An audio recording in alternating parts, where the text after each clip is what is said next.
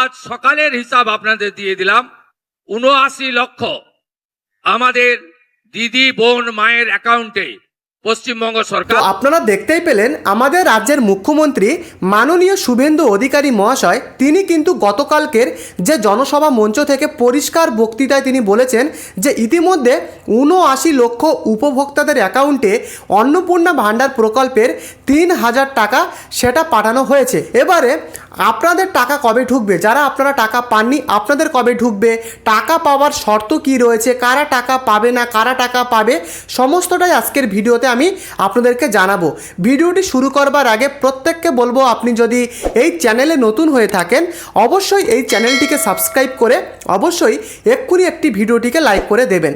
তো আপনারা দেখতেই পেলেন আমাদের রাজ্যের মুখ্যমন্ত্রী শুভেন্দু অধিকারী তিনি পরিষ্কার জানিয়েছেন যে ইতিমধ্যে ৭৯ লক্ষ উপভোক্তাদের অ্যাকাউন্টে ৩,০০০ টাকা অন্নপূর্ণা প্রকল্পের টাকা কিন্তু পাঠানো হয়েছে। তবে আমার একটাই প্রশ্ন, যদি এই ৭৯ লক্ষ উপভোক্তাদের যে অ্যাকাউন্টে যে টাকাটা পাঠানো হয়েছে কোনো টাকার মেসেজ কিন্তু কেউ শেয়ার করছে না, কারো মুখে যে তাদের টাকা ঢুকেছে কেউ কিন্তু বলছে না, তাহলে ৭৯ লক্ষ উপভোক্তা কারা, কাদেরকে এই টাকাটা পাঠানো হয়েছে?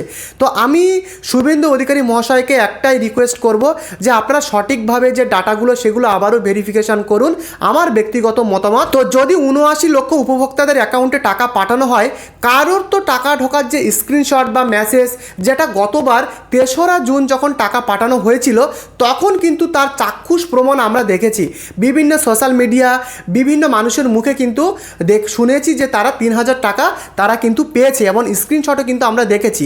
তবে এবারে যে ৭৯ লক্ষ উপভোক্তাদের অ্যাকাউন্টে যে টাকাটা পাঠানো হয়েছে তার কিন্তু কোনো স্ক্রিনশট পাওয়া যাচ্ছে না বা কেউ টাকা পেয়েছে তেমনটা কিন্তু কারো মুখে শোনা যাচ্ছে না। অতএব যদি আপনার টাকা ঢুকে থাকে অবশ্যই আপনি আমাকে কমেন্ট করে লিখে জানাবেন এই ভিডিওর কমেন্ট বক্সে। তো আমার যেটা মনে হয় যে সরকারি যারা দপ্তরে যারা কাজ করছে তারা হয়তো সঠিক যে ডাটা সেই ডাটা হয়তো মুখ্যমন্ত্রীকে শেয়ার করছে না, এমনটাও কিন্তু হতে পারে। এবারে টাকা পাওয়ার শর্ত কি? তো গতকালকে যে জনসভা মঞ্চে আমাদের রাজ্যের মুখ্যমন্ত্রী তিনি কিন্তু এটাও জানিয়েছেন যে যাদের বাড়িতে তাদের বাচ্চাদেরকে কোনো রকম টিকাকরণ করানো হয়নি তাদেরকে কিন্তু টাকাও কিন্তু নাও দিতে পারে, এমনটাই কিন্তু ইঙ্গিত তিনি দিয়েছেন। অর্থাৎ যে ফ্যামিলিতে বাচ্চা রয়েছে সেই বাচ্চাকে কোনো রকম টিকাকরণ দেওয়া হয়নি তাদেরকে কিন্তু টাকা নাও দেওয়া হতে পারে, এমনটাই ইঙ্গিত কিন্তু জানিয়েছেন। এবং এর সাথে সাথে তিনি আরও বলেছেন, এই যে জনসভা মঞ্চে তিনি কিন্তু পরিষ্কার বলেছেন যে সমস্ত বাচ্চা যে সমস্ত ফ্যামিলির বাচ্চা যারা সরকারি স্কুলে পড়ে না অতএব তিনি কিন্তু এমনটাই ইঙ্গিত করেছেন যারা মাদ্রাসাতে পড়ে তাদের কিন্তু টাকা দেওয়া হবে না, এমনটাই কিন্তু তিনি ইঙ্গিত করেছেন। তো সেই ভিডিওটা আপনারা দেখে নিন। যারা ভ্যাকসিনেশন করে না নিজের বাচ্চাদের, বলে ভ্যাকসিনেশন করলে নাকি জন্ম নিয়ন্ত্রণ হয়ে যায়, তারা কেন সরকারি সুযোগ সুবিধা পাবে? যারা সরকারি স্কুলে বাচ্চাদেরকে ভর্তি করেন না। তো আপনারা দেখতেই পেলেন এমনটাই কিন্তু তিনি জানিয়েছেন। এবারে প্রশ্ন, তাহলে অন্নপূর্ণা ভাণ্ডার প্রকল্পের টাকা কারা পাবে না? দেখুন গতবারেও কিন্তু বলা হয়েছিল যারা কোনো রকম সরকারি প্রকল্পের সাথে যুক্ত বা কোনো টিচিং লাইনে যারা চাকরি করছে বা সরকারকে ইনকাম ট্যাক্স দিচ্ছে তারা কিন্তু টাকা পাবে না এই অন্নপূর্ণা ভাণ্ডার প্রকল্পের। তারা যদি আবেদনও করে তাদের ফর্ম কিন্তু রিজেক্ট হবে, এরা কিন্তু টাকা পাবে না, আর অবশ্যই পশ্চিমবঙ্গের বাসিন্দা হতে হবে। তাহলে টাকা কারা পাবে?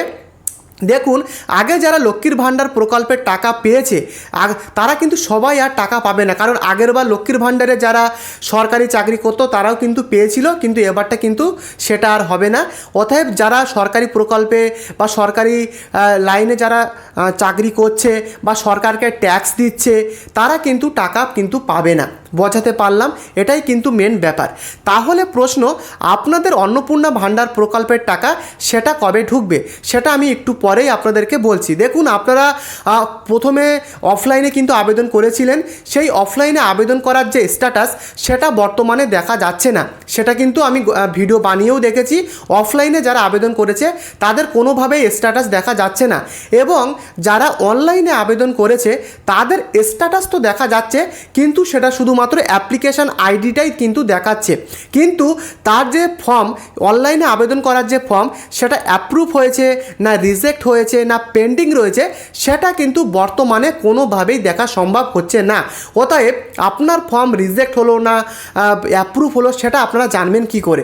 দেখুন, এখনও পর্যন্ত যদি সরকারিভাবে কোনো আপডেট না আসে তাহলে কিন্তু স্ট্যাটাস চেক করা সম্ভব নয়। তাহলে আপনাদের অন্নপূর্ণা ভাণ্ডার প্রকল্পের টাকা সেটা কবে ঢুকবে? বর্তমানে কিন্তু আয়ুষ্মান ভারত থেকে শুরু করে কৃষক বন্ধু, জয় জোহার থেকে শুরু করে আরও বিভিন্ন 55টা স্কিমের আবেদন বর্তমানে চলছে।